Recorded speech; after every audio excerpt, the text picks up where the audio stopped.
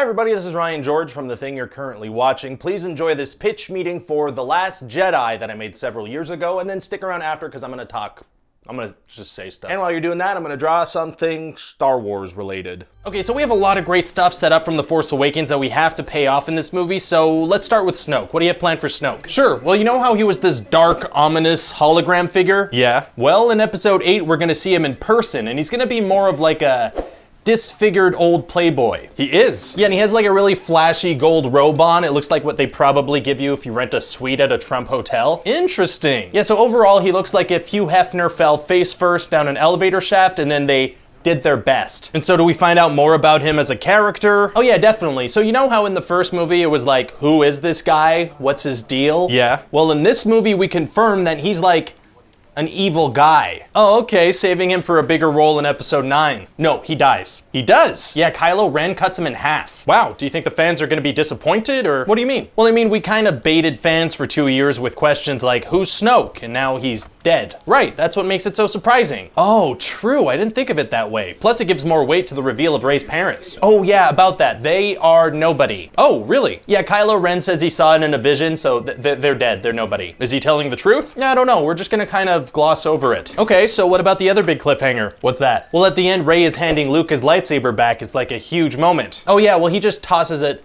over his shoulder like garbage. Oh, yeah, and then he squeezes some boobs and goes fishing.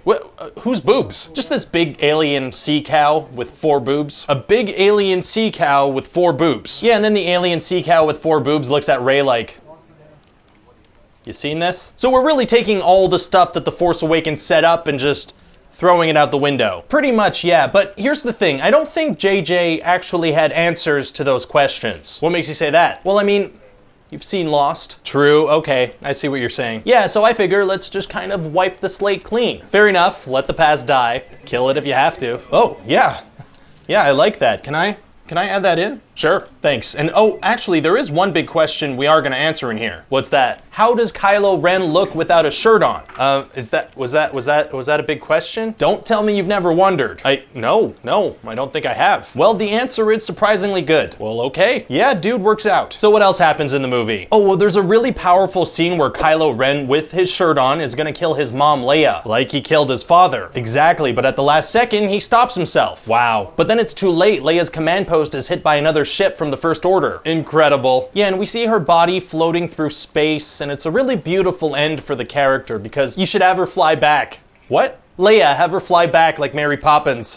But how? You know Mary Poppins? Yeah, I know Mary Poppins. Have her fly back like Mary Poppins. But how? She uses the Force, I don't know. Okay, I mean, I don't really have plans for her for the rest of the movie, but she could be in a coma, it's cool. Yeah, no, sure, I'll have her fly back like Mary Poppins. Awesome, thanks, I really like Mary Poppins. You're welcome. So I'm still not getting exactly what this movie is about. Okay, well basically imagine a car chase. Yeah, sounds exciting. Now imagine that chase was happening in space and really slowly, right? So basically that's it. The First Order is waiting for the Resistance to run out of fuel so they can blow them up. That doesn't sound super thrilling. It's not. And also the Resistance can't go light speed because the First Order can track them now. So they just kind of float around for the whole movie. So then Finn and this new character Rose go on a super long side quest that doesn't work. It doesn't work at all? Not even a little. And they go to this casino city and they see like slave children and slave animals. Oh, that's awful. Yeah, and they manage to free the animals, so they're like, you know what? No matter what happens, this was worth it. Not the slave children? No, they're still slaves. And what's the deal with this Rose character? Why is she in this? Well, she's there so Finn can have someone to say funny things to. Right, makes sense. Also at the end of the movie, Finn is gonna make this amazing self-sacrifice and save the day, and she swoops in and stops him. Why? Because she wanted a little kiss. Oh, that's cute,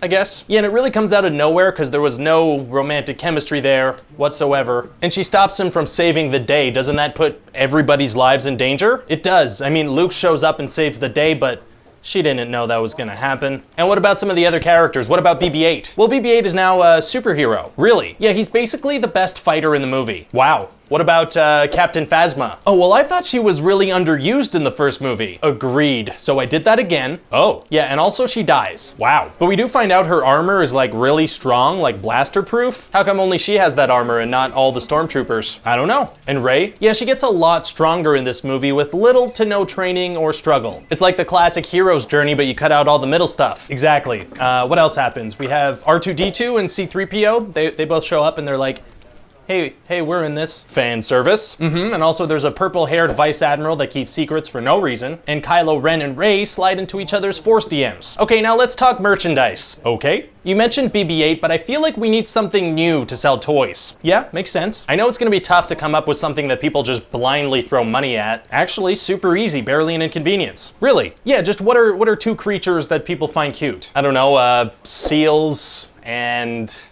penguins. Perfect, I'll mix those two together and put a bunch of them on Luke's island. Are you gonna incorporate them into the plot somehow? No. Okay, this is fun. What else can we come up with? Okay, what are some amazing gifts you'd surprise your wife with? I don't know, maybe a puppy or some jewelry? Okay, so how about... There you go. It's a little celestial gunfight going on. Star Wars, you get it? Do you understand the joke? So the Last Jedi pitch meeting, this was just verbatim how that actual pitch went, so I didn't have to do much work on this one. Funny enough, I credit this pitch meeting with the fact that I am still making pitch meetings today, and I will explain. Give me a second, I'm getting to it. So I've mentioned before, the very first pitch meeting I ever did on Screen Rant was for Justice League. You guys all remember that movie with the superheroes? They would run around and they'd be like, hey, let's start a league of our own.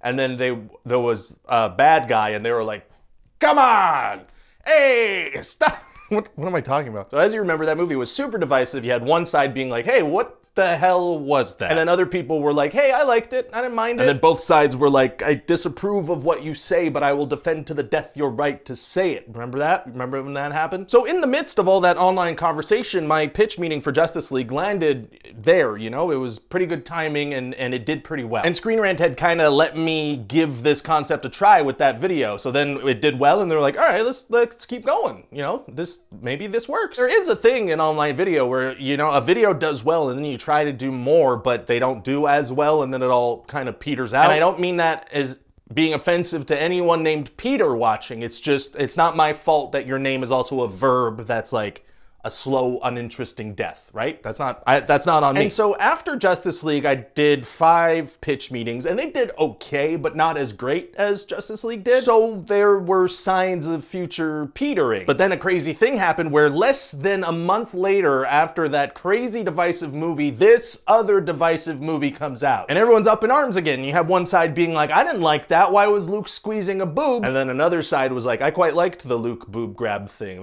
This is a good movie. And then both sides were like, love is wise, hatred is foolish in this world that is growing more and more closely interconnected. We have to learn to tolerate each other. We have to learn to put up with the fact that some people will say things we don't like. We can only live together in that way, but if we are to live together and not die together, we must learn a kind of charity and a kind of tolerance that is absolutely vital to the continuation of human life on this planet. And so I think because this pitch meeting did very well, less than a month after the first pitch meeting did very well, that was kind of a sign that this concept could have some legs and I could keep doing it and keep it out of the wet, clammy hands of the Peters of this world, or however petering out works. Question time. Hey Ryan, really great job on the content you're doing. I gotta ask, which movie pitch meeting took you the longest to do? I'd have to say probably Tenet, because that involved me having to understand Tenet. If you understood Tenet on the first watch, that's great. You know, I'm very proud of you. But I didn't get it. I had to do research. I had to look at graphs and charts and stuff for me to kind of grasp what the hell that was, and then summarize it in 6 to 8 minutes. Question, what was ever the purpose or origin of the pitch meetings for actors? I just remembered them and wondered how they came to be. Those were kind of an attempt to branch out pitch meetings into various avenues, and I did a couple of them and I didn't quite love it. Creatively, it felt like I was punching up an IMDb page. Didn't love it, didn't quite make sense conceptually. Why would there be a pitch meeting for that? And so yeah, the Peters won on that one. They got their, they clammed it up with their wet little pause. Hey Ryan, really love the show. Here's my question for the next one. How do you decide what article to use for the end of the videos? Do you decide, or is it suggested by Screen Rant? No, Screen Rant doesn't require me to put any articles in particular. Basically, I just look at whatever articles have been written on Screen Rant about whatever movie I'm pitching, and I see which one I could kind of turn into a punchline. It's really as simple as that. All right, I gotta leave now. I gotta go. So thank you so much for watching this, and if you have questions, please leave them in the comment section. That's very helpful when I'm making these revisited things. I could just read your questions and pick a couple, and that's how it works. I lifted the curtain on how I make these videos. Why did I do that? See you soon, bye!